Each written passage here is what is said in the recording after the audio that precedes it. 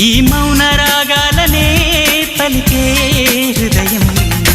ప్రియతమా ప్రియతమా ఈ మౌన రాగాలనే పలికే హృదయం నిన్ను చేరిందని తన మనసు విప్పిందని ఐ లవ్ యు అంటోందని తెలుసా నిన్ను చేరిందని తన మనసు విప్పిందని ఐ లవ్ యు అంటోందని తెలుసా